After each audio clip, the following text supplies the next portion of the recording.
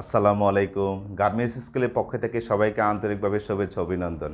আজকে একটি বিষয় নিয়ে আলোচনা করব, সেটি হচ্ছে গার্মেন্টস শিপমেন্ট ডকুমেন্টস। একটি গার্মেন্টস শিপমেন্ট করতে গেলে আমাদের কি কি ধরনের ডকুমেন্টস প্রয়োজন হয়ে থাকে একটু লক্ষ্য করি। সেটা হচ্ছে কমার্শিয়াল ইনভয়েস। কমার্শিয়াল ইনভয়েসটার মধ্যে আপনার প্রোডাক্টের প্রাইস, কোয়ান্টিটি এবং টার্মস কন্ডিশন থাকে। আপনার একটা গার্মেন্টস শিপমেন্ট করার জন্য কি কি ধরনের টার্মস থাকতে পারে সেটার উপরে ভিত্তি করে কমার্শিয়াল ইনভয়েসটা তৈরি করা হয়ে থাকে। আরেকটা হলো প্যাকিং লিস্ট। প্যাকিং লিস্টের মধ্যে প্রোডাক্টের ওয়েট এবং ডকুমেন্টেশন এবং প্যাকিং টাইপ, এটা কি রেশিও অনুসারে কোন প্যাকিং হয়েছে সেটা অনুসারে প্যাকিং লিস্টটা থাকে। আরেকটা হলো bill of lading. Bill of লিডিংটা হচ্ছে ইস্যু বাই শিপিং লাইন্স বা ফরেন ফরওয়ার্ডার। এটা শিপিং লাইন বা ফরওয়ার্ডার কাছে বিল অফ এক্সচেঞ্জ বা বিল অফ লিডিংটা আপনাকে ফরওয়ার্ড করতে হবে। আরেকটা হলো এক্সপোর্ট লাইসেন্স।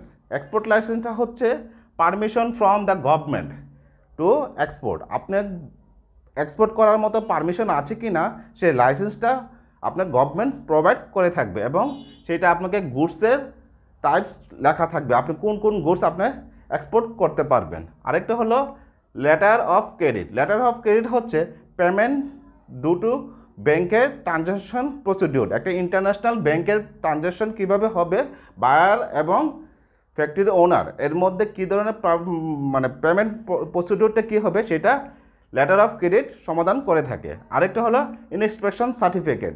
একটি প্রোডাক্ট শিপমেন্ট করার জন্য আপনার থার্ড পার্টি বা বিভিন্ন এজেন্ট এটা কী করে ইন্সপেকশন সার্টিফিকেট দিয়ে থাকে, আপনি এই এক্সপোর্টটা কি করতে পারবেন কি না। আরেকটা হলো ইন্স্যুরেন্স সার্টিফিকেট। এটি প্রোভাইড করে থাকে ইন্স্যুরেন্স কোম্পানি।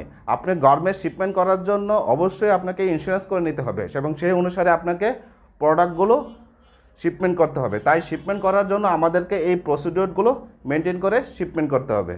ধন্যবাদ সবাইকে।